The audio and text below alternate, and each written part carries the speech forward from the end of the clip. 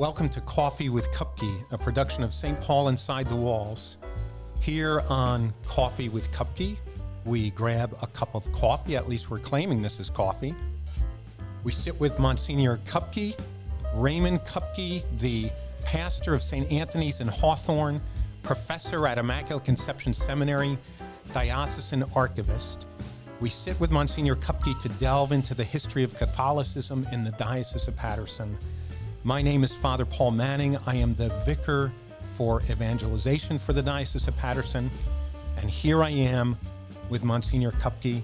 So grab your cup of coffee and let's jump right in. I'm going to take a sip.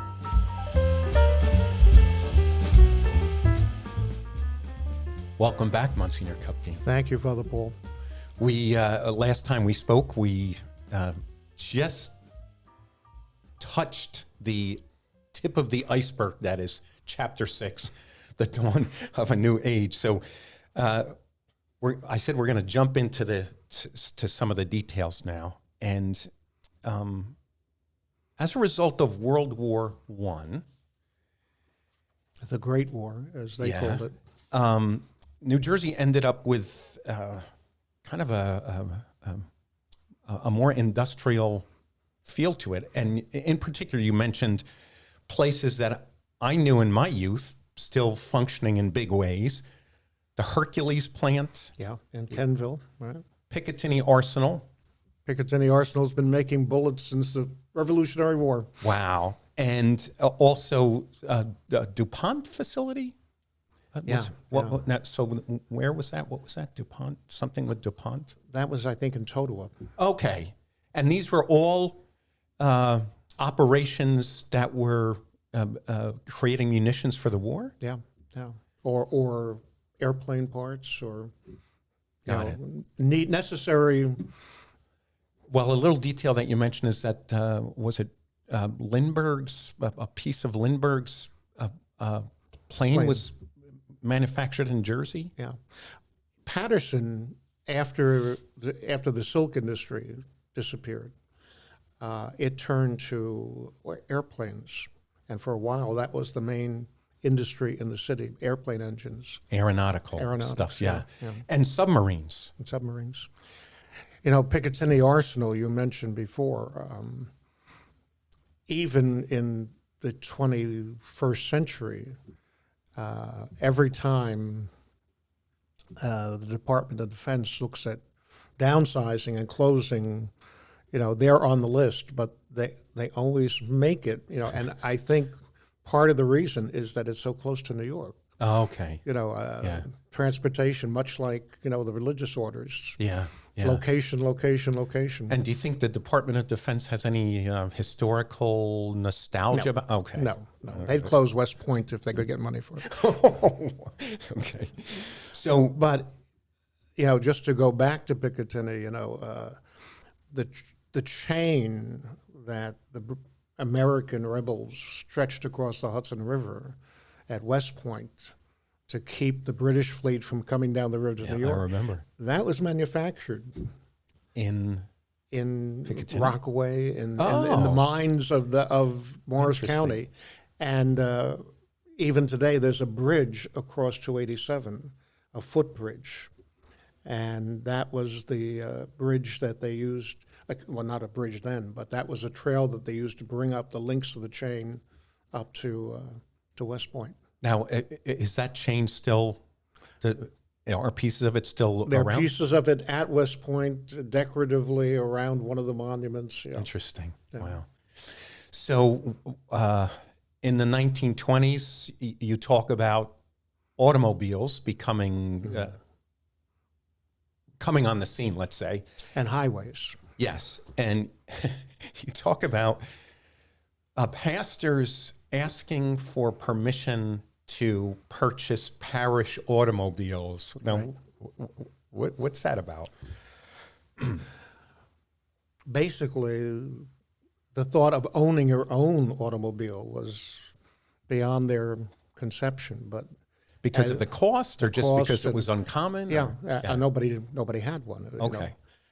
Even later on, we have a few commentaries on whether or not it was morally permissible to have chrome on an automobile, or if that was too. That was in my note. Yeah. The stipulation was that the automobile be black without chrome. I think in our first diocesan synod, there's actually a commentary on what an automobile of a priest should look like. By that time, though, it was the priests buying them, but initially, the parishes were looking at it. I thought that's a great phrase for the way priests should comport themselves in general. Black without chrome. So that's the priestly aesthetic. Black without chrome. So you have parishes purchasing pastors purchasing parish automobiles. I'm thinking there's some pastors who would still like to do that. Yes, maybe some of them who actually have. Exactly. And also they pave paradise to put up parking lots in parishes, right? Yeah, and who did not have enough room to put up a parking lot? You can almost date the churches in our diocese by how much property they have. Yeah, by parking lots, right? The early city parishes have no parking. Yeah. I once asked Bishop Sweeney. He was here maybe a year. And I said to him in an aside, I said, so, after a year, what's your first impression of us? And he thought for a moment, and he says, I can't believe how much property some of these parishes have. And that's coming from a Brooklyn perspective, where 6 cars is a parking lot. Yeah. So highways are growing to such an extent that you say the Franciscans at Holy Angels and Little Falls introduced a devotion to Our Lady of the Highway. Which is an old Jesuit, the Madonna della Strada in Rome is like one of the first Jesuit shrines in Europe. And they kind of changed this to Our Lady of the Highway because if you think about that area before 280 and 80 and 287, as people are beginning to drive to the Lake Country on the weekends. To the west, they are all going past Our Lady of the Holy Angels Church because Main Street in Little Falls there is like Route 23. Yeah. So, I can remember as a very young child, the Little Falls traffic circle where 23 and 46 crossed. And on a Sunday afternoon, it would take an hour and a half to get through this circle because there'd be so much traffic. I feel like I'm really old when I say I remember Route 46 without Route 80. I don't know when 80 was built, but I remember going to see my cousins on Long Island on Route 46. And it was endless. Yeah. So the Franciscans in Butler, actually they were so hot on this that they had a medal struck. They asked the bishop for permission for a special votive mass for Our Lady of the Highway. Oh, my. It's interesting. Subsequent Franciscans were not as interested in this, but if you look at Holy Angels today, there is still that bell tower with Our Lady of the Highway. Oh, I'll have to look next time. And on official lists of shrines in the United States, they are the one listed in our diocese as being a national shrine. Yeah. There's one on Route 95. Is it outside of Baltimore, Washington? Yes. Right at the Delaware-Maryland border. Yeah, is that a Franciscan place? No, that is an oblate of St. Francis de Sales. Okay. And that dates from an accident in a terrible night of fog. At that point, there was a terrible pileup right there. And the novices from the novitiate, which is, were like coming down and rescuing people out of the highway. And so they put up that shrine there. But very obvious as you're driving north, especially, I think. Yes, it's almost exactly the half point between Paterson and Washington. Okay, got it. And you and I have done that drive many times. Exactly. I would wave to it many times saying, all right, we're halfway home. Yeah. So the 20th century also saw what I'm going to call COVID-19-18. The great influenza. Right. Right. And When COVID struck a few years ago, and we were forced to close our churches, there were some people who felt that this was a unique, historical blip or something, that this was an unprecedented intervention by the government in the life of the churches, closing churches, So I had never really looked at that, but I looked in our records, and sure enough, for a couple of weeks, not as long as this time, but for a couple of weeks in 1918, 2 or 3 weeks, we closed all the churches on Sunday during the And there were a lot of deaths. I was just wondering if anybody looked proportionally at COVID versus influenza. I don't know that anybody has, but it was a major, we lost a number of personnel in that influenza epidemic. The Sisters of Charity lost a couple of nuns who worked particularly in St. Mary's Hospital in Passaic. Okay. And All Souls in Morristown. Yes. It was a big event. Yeah. It hit Philadelphia particularly hard because just as it was breaking and everybody was saying, go hide, Philadelphia would not cancel a major parade welcoming home the Philadelphia boys who had fought in World War I. Okay. And they had the parade anyway, and as a result, it spread. Wow. Much more effectively in Philadelphia. You also had around this time, a little bit later, the crash of the stock market, which would be about a decade later, right? Right, which provided all these lovely homes in this area for purchased on the cheap by Catholic. Yeah, that's what I was going to ask you. So you have the mansions and estates changing hands, going from private owners to religious communities and congregations, and especially here where we are in Morristown and Madison. The Carmelites. Delbarton. The Jesuits. Yes. Fairleigh Dickinson. Right. Drew. Everybody has bought. So my question was the turnover of these properties, I always thought it was related to the introduction of income tax in 1913. Yes, that was a major issue. So that's why some of these properties turned over, and then the stock market as well. Stock market. It was a combination. Yeah, because this place, this didn't get turned over until 1940. 1940s. Yeah. So we have a Bishop of Newark, number 4, John Bishop O'Connor, who had a very long tenure. He did. The longest for Newark? I think he might be the longest. Like it was 27 years or something. Yeah. How long was Bishop Rodimer our bishop? 27 years. Okay, so that's a long tenure. Yeah. And it looks like he was in seminary formation for the first part of his life. Yeah, he was at Seton Hall. He was kind of a mover and shaker. He had several jobs at the same time in the custom of the day. Yes. So we're returning to that custom, I think. Yeah. So by the time Wigger dies in 1901. Good old Wigger. We talked a lot about Wigger. Yes, yes.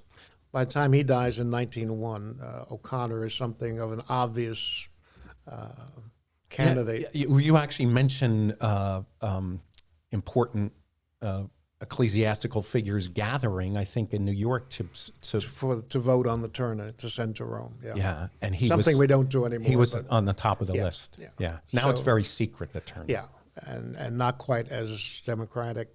Oh, okay, yeah. But O'Connor was an obvious choice.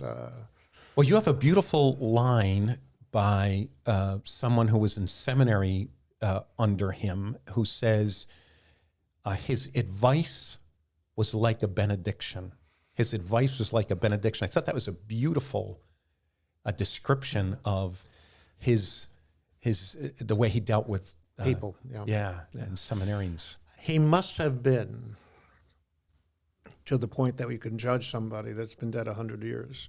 You know, a good bishop, because he presided over the Newark Diocese at a time of tremendous growth and change, and somehow, you know, made it all happen. Yeah. You know, the controversies that had existed under Wigger, you know, they disappeared.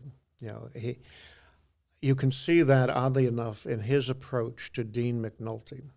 Okay, that's interesting. So in O'Connor's early period there, McNulty celebrates the 50th anniversary as a priest. Yes, and remember, McNulty and Wigger butted heads. Butted heads, terribly. Yeah. So O'Connor offers to make McNulty a Monsignor in honor of his Golden Jubilee. You know, McNulty's response was basically too late with too little. You know, I should have been made a Monsignor decades ago. And, you know, I'll just stick with being dean, thank you. Yeah. But O'Connor, you know, took the trouble to write that in the diocesan clergy register. Yes, I remember. So that he would not be thought to be the one who didn't let it happen. Yeah. But, you know, that I think is typical of O'Connor, kind of coming in and trying to soothe troubled waters. Yeah, build bridges. Yeah. In 1905, so this would have been not long after Bishop O'Connor was made the bishop, you said this blew me away, there were 480 Catholics in the whole county of Sussex. Yeah. So Sussex was still out there. Rural, yeah. And most of the action was, I guess, in Passaic. Well, the Archdiocese of Newark was urban still. Yeah. He is responsible, Bishop O'Connor, for Darlington? Right. It's under him that the seminary was moved from Seton Hall to Darlington. Where you attended? Where I attended, right. Yeah, so talk a little bit about Darlington. Because it's so, for many of our older priests, an important place. It's a beautiful place. You know, it was a shock to them to move up there. You know, they were not necessarily happy because it was the end of the world. Okay. You know, I mean, it's hard to think of any place in New Jersey that way, but it was Mahwah, right? Mahwah, you know. Yeah, even the name is a little. Well, you know, Mahwah. There's an old clerical story that Mahwah is an old Indian name for where the hell am I? And that's pretty much how they felt. Yeah. But they had kind of an idyllic life up there, you know. Today, if you drive up there, you know, it's now housing, isn't it, or something? Well, it's housing, but it's also a county park. Oh. The whole Ramapo County Park was all the seminary property. And we have some pictures of them, you know. They had a little beach area on the Ramapo River that they used, hiking in the mountains and everything. It was kind of idyllic, you know. It was a little bit. I think the faculty felt it in particular. Oh yeah, because they were removed from, and they didn't all have cars. Oh okay. So to be even for a day off, to try and get the train in Ramsey and get to any place else for a couple of hours, and then, you know, it was a lot. Yeah. What was it like for you at Darlington? My generation were there when everything changed. The Darlington that we entered in 1967. Oh. By the I time forget you're that old. By the time we were ordained, and happy 65th birthday, by the way. That wasn't fair. By the time we were ordained in 1973, there was almost nothing that was the same. You know, like when we would get together and talk about our first year there, the other guys at table would not know the terminology we were using, because a whole Latin culture, a whole isolation culture had just disappeared. And so, Monsignor Kupke, you were there for 6 years? The custom then was you went to Seton Hall Divinity School, that was called then, the minor seminary, for 2 years. Okay. And then went up to Darlington for 6 years. Got it. At the in the middle of the 6 years, after the first 2 years, you would get your degree from Seton Hall. Your bachelor's degree. Bachelor's degree. Right. And then ultimately a master's. Yeah. Okay. So I hate to leave Bishop O'Connor so quickly, but he's succeeded by Bishop Walsh? Bishop Walsh, yes. And so Bishop Walsh would have been the fifth? The fifth bishop and the first archbishop. Oh, okay. Right. And Bishop Walsh had Pennsylvania roots and then worked in New York? Was born in western Pennsylvania, ultimately was ordained a priest of the Buffalo Diocese. And then somehow ended up in Trenton. Yes, he was, again, a mover and shaker, a young Turk that was being watched. So he becomes Bishop of Trenton and then ultimately Bishop of Newark. Okay. He was very young when he was made a bishop. He was quite a character. We have a audio recording of him preaching at some event, and it's a style that is almost unbelievable by today's standards. In what way? He would have been trained in a day before amplification. Mm. So they would have been trained, first of all, to talk very loud, and secondly, long pauses. Yes. So that, so to listen to him preach on this recording is, no one I know of preaches like this today, and it gives you a window on how different. This would be so interesting to hear. Yeah, it's like, today, as we come, Got it. together on the feast. Yeah. Nobody. And what is it? What medium is it recorded on? Is it a record? Yeah, like vinyl record, a very thick vinyl record. Yeah, interesting. Wow. The last thing that we're going to talk about in this episode is I'm going to give you a chance to talk about your parish of St. Anthony's in Hawthorne, because it's under Bishop Walsh, I think, that the parish is established, yes? Yes, Walsh blessed the church. Yeah, so a word about St. Anthony's and Bishop Walsh.